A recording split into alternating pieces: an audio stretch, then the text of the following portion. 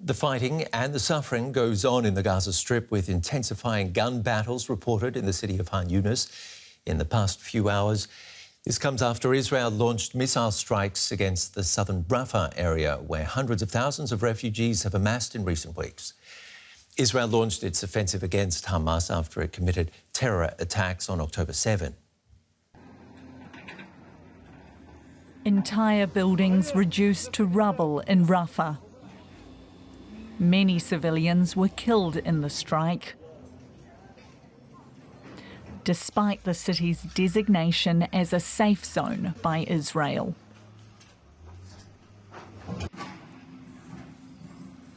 A survivor pulled from the rubble mourns her younger sister and says she narrowly escaped death herself. A wall collapsed towards me. There was maybe just an inch left between me and the wall. I held it there. It was so heavy. I started screaming for help, hoping anyone could hear me. After being freed from the rubble, another Palestinian woman is taken to Al Nasser Hospital, where she consoles surviving family members. Wrapped in white are the bodies of her 2 grandchildren. We were sleeping safely in our home. Those are kids and us women. There was no one else. My 2 grandkids were killed. Amira here, she was just 2 weeks old. Her birth wasn't even registered yet. She doesn't even have a birth certificate. Palestinians here say they are left to deal with the insufferable pain of loss alone. And we can now talk to Ahmed Bayram of the Norwegian Refugee Council. He joins us from the Jordanian capital, Amman. I'd like to start by getting your reaction to the reports that both Israel and Hamas are open to another humanitarian pause in Gaza. Good morning. Thanks for having me. I mean, in simple words, it's not good enough. It doesn't really come to a sustainable ceasefire.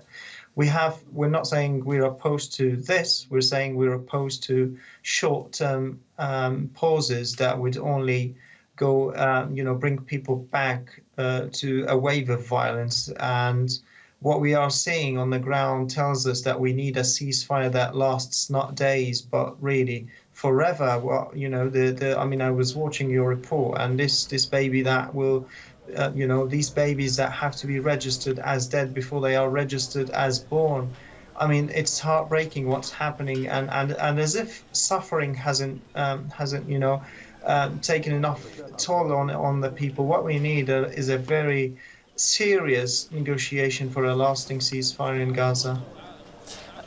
According to the UN, roughly 2 million Gazans have been displaced by the fighting, and much of the Strip reduced to rubble. The infrastructure's in ruins. Water, food, fuel are scarce. How are Gazans going to get through winter without a pause in the fighting? Because it doesn't look like we're going to get a long-term one at the moment. Yeah, that's a good question. Winter that no one is talking about, and obviously there's little space to be worrying about cold weather when you have bullets and shelling from the air, from the sea, from the land. The clashes that are intensifying. Rafah, which you reported on, is the southernmost area. It's not exempt from the airstrikes and from the attacks. People are spending their days and nights on the street. My colleagues even have now installed tents, and they have lost their homes. They have had to relocate their families, some of them 3 or 4 times. One of my colleagues has had, his brother was killed in one of the airstrikes. He didn't have even time to mourn his brother, because all he can worry about is taking his children to safety, giving them a safe shelter, if that is even a word that means anything in Gaza anymore. Get them the bread, get them the food. One of my colleagues say, if you can find some tinned food, that is luck, that is an achievement. Winter is gonna simply be probably one of the worst seasons, and now probably one of the worst winters that Gaza, even with its standards and all the history that it has seen. This is by miles is going to be the worst winter on record in Gaza. The US has increased pressure on Israel to scale back its war there. Have you or your team seen any signs that that's in fact happening? Not really. I mean, first of all, we're hardly getting a word in from our teams because communication has been lost for 6 or 7 days now. And all we do is get a check-in that, everyone is alive, really, and everyone has woken up this morning. They're all intact, and their tent is intact, their shelter is intact. All we hear about is making sure that everyone is safe. We're not seeing scaling back. I wouldn't say. We haven't observed much of that. Again, as you reported, Rafah, which is designated as a safe area, has been shelled. Khan Yunis, very overcrowded there, is also under bombardment.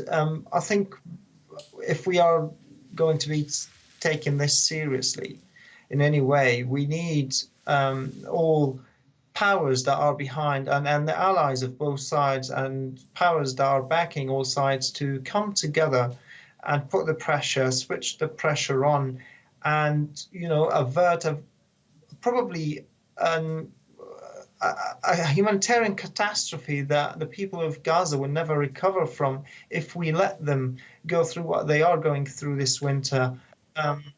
What we need, again, is everyone to get back to the negotiating table and exert every pressure they can so that Israel and the armed groups in Gaza can agree to a ceasefire, release all hostages, lift the siege, and, of course, open corridors and open the aid crossings for aid to come in.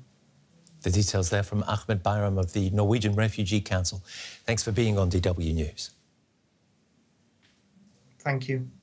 The head of Hamas, Ismail Haniyeh, will be in Egypt today to discuss the possibility of another ceasefire in Gaza to allow humanitarian aid to enter the Strip. Hamas is considered a terrorist organisation by several countries. This comes as Israel's president says his country would consider a pause in the fighting in exchange for the release of more hostages. Large-scale protests have been held daily in Israel, calling on the government to secure the release of the 129 citizens they say are being held by Hamas. There is also growing international pressure on Israel to halt its attacks in Gaza as the humanitarian situation there worsens. I asked DW correspondent Rebecca Ritters if a new ceasefire is really likely. Well, that's right. And that, may be surprising because both sides were staunchly saying that they weren't going to come back to the negotiating table. We are hearing, as you just reported, President Herzog, Israel's president, saying that Israel is willing and ready to come back to the negotiating table. We've seen Benjamin Netanyahu meet with some of the families of the hostages and again reiterating that it is a priority to get those hostages out, that they are taking heed, they are listening, and that they are working as hard as they can to make moves towards that. He's under immense pressure to see some movement on the hostages. But the other side have been saying, Hamas have been saying that they're not willing to come to the negotiating table, but we're also seeing movement on that. Ismail Haniyeh, the political head, Qatar-based political head of Hamas, is reportedly going to Egypt today. Now, Egypt and Qatar have both played a very big role in the negotiations, and he'll be meeting with negotiators there and other people, members from the Egyptian team to discuss coming back to the negotiating table. We have been hearing that Israel would be willing to perhaps stop hostilities for up to 2 weeks to see the release of some, we're rumoured to hear about 30 hostages. Of course, all of these details are kept very, very secret, very under wraps. So we've seen in the past, before the last deal that saw more than 100 hostages released, that they went up and down, they broke down. They came back to the table. It took a number of weeks to get a deal, and so we could certainly seeing signs in the right direction, Ben, but it could be some time yet before we see a deal come to pass. And Rebecca, all the while you've got the UN Security Council wrangling over a resolution calling for a truce. Even if it were to pass, would Israel listen? Yeah, well, as you just reported, that vote has been delayed. We are expecting it today. It was expected on Monday, then Tuesday, then Wednesday, in order to try to get the language to somewhere where the US would not use its veto power, where it might be able to at least abstain from that vote.